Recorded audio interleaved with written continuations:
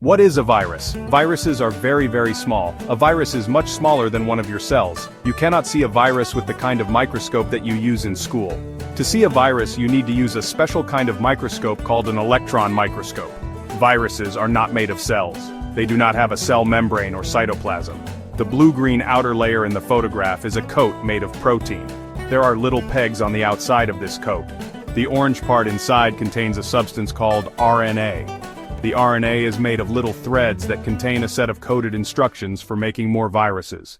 This scientist is working in Jakarta, Indonesia. He is using an electron microscope. The microscope is the gray object on the right-hand side of the photograph. It produces a picture on the screen in front of the scientist. How viruses replicate. Viruses cannot do anything at all on their own. They do not respire, feed, excrete, or grow. They are not sensitive and cannot move. Viruses have to get inside a living cell before they can make copies of themselves. The brown viruses in the photograph are H3N2 influenza viruses. This kind of virus can invade, get inside cells of birds, humans, and other mammals. The viruses get into your body by going up your nose when you breathe in. The little pegs on the virus's coat help it to stick onto one of your cells and then get inside the cell. When the viruses are inside the cell, each virus bursts open. The virus forces the cell to copy the instructions on its RNA and make many new viruses. This is called replication. This kills the cell. Then, the new viruses burst out of the dying cell, ready to infect more cells. This makes the animal whose cells are infected feel ill. H3N2 viruses cause a very unpleasant and dangerous kind of influenza, flu.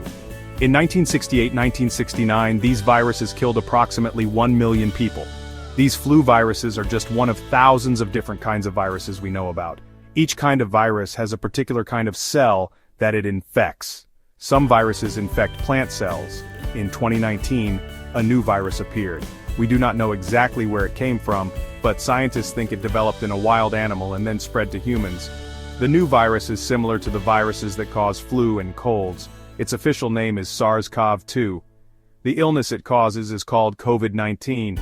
This stands for Coronavirus Disease 2019. The virus quickly spread all over the world. Many people get the virus without being ill at all or just have mild symptoms, but in some people it causes dangerous illness and even death. Scientists will work hard for many years to find the best ways of preventing this, including vaccination and drugs to treat COVID-19.